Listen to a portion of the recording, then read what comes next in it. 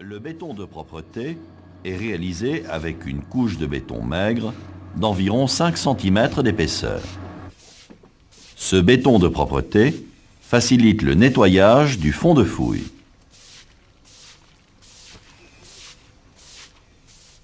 Cette fouille est sans béton de propreté. Le fond de fouille est à 1 mètre. Lors d'une pluie, l'eau détériore la compacité du fond de fouille. Cette terre doit être enlevée pour retrouver le bon sol. Maintenant, le fond de fouille est plus bas. Le rôle du béton de propreté est aussi de niveler le fond de fouille, de permettre le traçage, de garantir la propreté, la position et l'enrobage des aciers, et d'assurer une bonne mise en œuvre du coffrage. L'axe de la file est reporté sur le béton de propreté.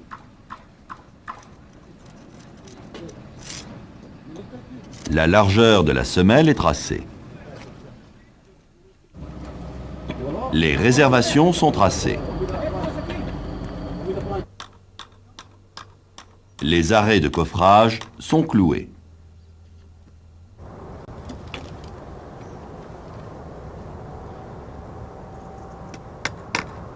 Les joues sont posées.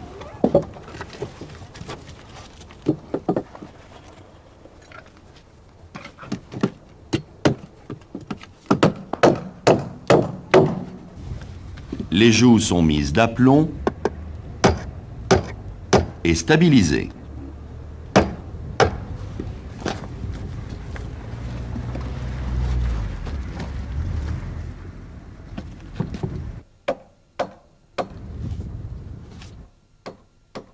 Les joues sont alignées.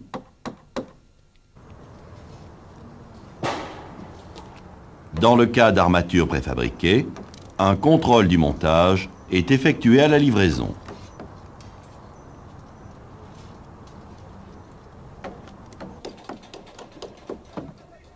L'étiquette est vérifiée. Les armatures des fondations sont posées.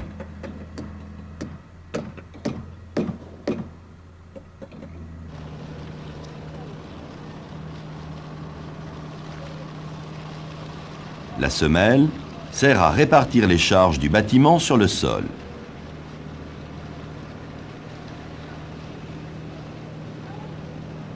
Cette semelle n'est pas armée. Sous la charge, la partie inférieure se déforme.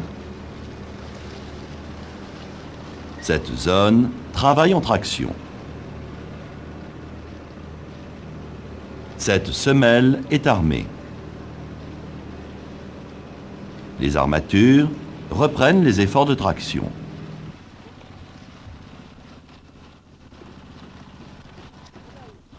L'armature est composée d'aciers principaux, d'aciers de chaînage, d'aciers de montage, d'aciers de reprise d'ouvrages verticaux.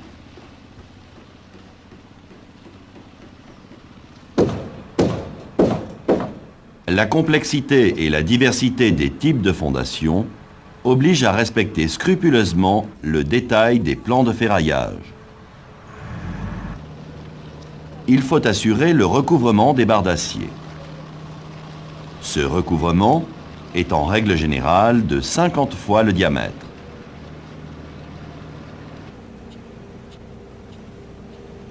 La continuité des armatures dans les angles est assurée par des équerres.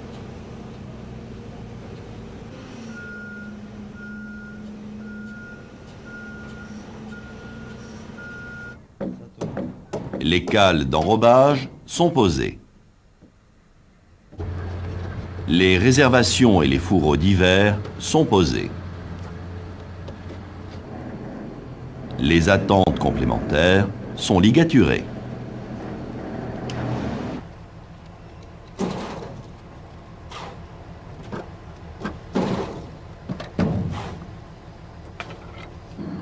Un clou marque la rase supérieure de la semelle. Les aciers et le fond de fouille doivent être maintenus propres. Ici, les mottes de terre sont enlevées. Les extrémités des aciers verticaux doivent être protégées. Un dernier contrôle permet de vérifier l'ensemble du coffrage et des armatures. Le chef de chantier vérifie que la composition du béton est adaptée aux fondations. La consistance du béton doit faciliter sa mise en œuvre. Tout rajout d'eau est interdit. Voici 2 semelles de béton qui viennent d'être coulées.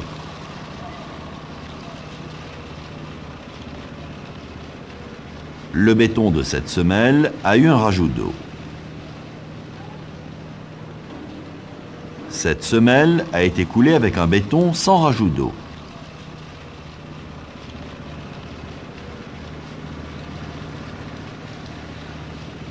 L'eau rajoutée prend un certain volume dans le béton. Après la prise du béton, l'eau évaporée laisse des vides. Ce béton sans rajout d'eau est homogène.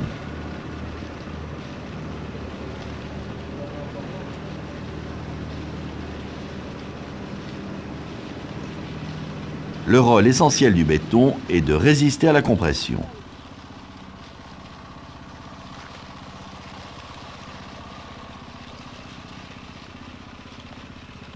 La semelle ayant eu un rajout d'eau perd de sa résistance. La vitesse de coulage doit être maîtrisée pour éviter le déplacement des aciers. Le béton est vibré. Tout éboulis de terre tombé accidentellement dans le béton est impérativement enlevé.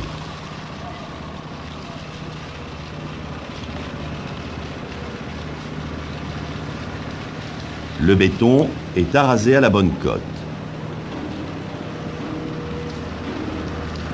Un surfaçage plan facilite la reprise des murs. La position des attentes est contrôlée à l'aide du cordeau. Ici, les aciers sont mal positionnés.